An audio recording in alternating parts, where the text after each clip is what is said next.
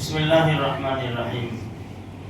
حضرت ابو ہریرہ رضی اللہ تعالیٰ عنہ فرماتے ہیں، نبی کریم صلی اللہ علیہ وسلم نے ارشاد فرمایا، ہر وہ مجلس جس میں اللہ کا ذکر نہ کیا جاوے، اللہ کا نام نہ لیا جاوے، وہ قیامت کے میدان میں حسرت اور افسوس کا باعث ہوگا۔ نمبر 1۔ نمبر 2،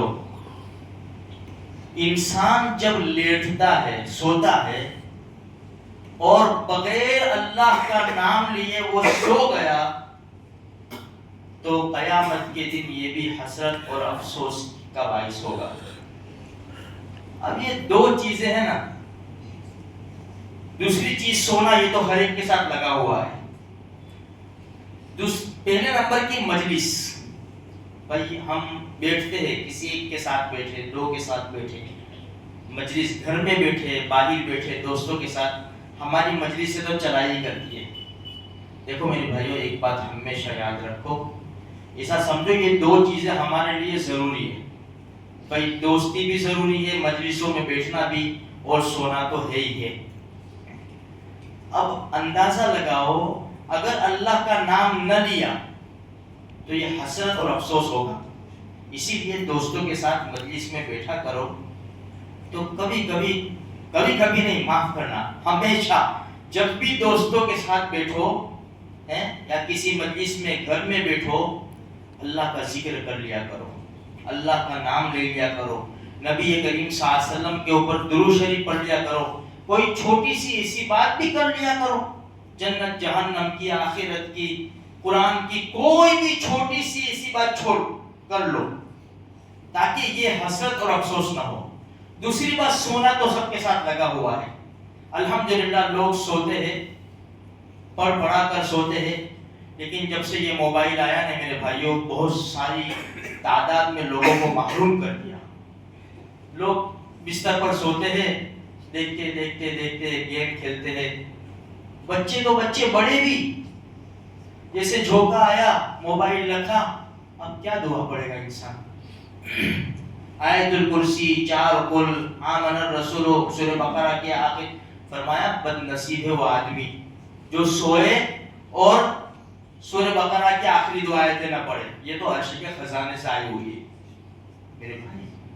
اب یہ موبائل دیکھتے دیکھتے نیند آ گئی، رکھا، دعا بھی نہیں پڑھتا۔ بچوں کو یہاں سے صوفہ سیٹ پہ سو گئے، اب یہاں سے اٹھا کے ماں ڈالتی ہے، موبائل بند کرتی ہے۔ اتنا خراب ماحول ہو چکا ہے ہمارے وہاں کا میرے بھائیوں۔ آپ دیکھو، چاہے میرا گھر ہو، آپ کا گھر ہو، اللہ ماشاءاللہ کچھ بچے ہوئے، جیسے رات کو فارغ ہوں گے نا کھا پی کے، سب بیٹھ جائیں گے، ایک دوسرے کو دیکھتے بھی نہیں ہیں، بس بیزی ہے، کوئی گیم میں بیزی ہے، تو کوئی شارٹ میں بیزی ہے، تو کوئی سیریلوں میں بیزی ہے، کوئی پاکستانی سیریلوں میں بیزی ہے، آپ سمجھیں نا، بس بیزی ہے لوگ۔ کوئی کینیڈا بات کر رہا ہے، کوئی افریقہ بات کر رہا ہے، کوئی یورپ میں گھوم رہا ہے، یا ماں بیٹی ہے، بیٹی ہے، بھائی ہے، بیٹا ہے، جیسے جانتے نہیں ہیں۔ بہت دیر ہو گئے، 12 بج گئے، چلو سو جائے، سوتے نہیں۔ میرے بھائی یہ افسوس ہوگا، یہ ہماری زندگی کا بہت بڑا قیمتی اثاثہ، یہ قیمتی لمحات بالکل بیکار جا رہے ہیں۔ سوچو، تم سوچو، 15 منٹ موبائل رکھو، چل میں تھوڑا پڑھ لوں 15 منٹ، گھڑی میں دیکھ لو، صرف 15 منٹ۔ 15 منٹ میں تم 100 مرتبہ پہلا کلمہ بھی پڑھ لو گے، اور 100 مرتبہ استغفار بھی پڑھ لو گے، اور 100 مرتبہ درود شریف بھی پڑھ لو گے۔ یہ 15 منٹ کی بات کر رہا ہوں میں۔ 8 منٹ کے اندر 100 مرتبہ درود شریف ہو جائے گا، 8 منٹ کے اندر۔ دوسری 5-6 منٹ بچتی ہے، اتنا تو ہم کر سکتے ہیں، 15 منٹ تو رکھ سکتے ہیں نا موبائل میرے بھائی۔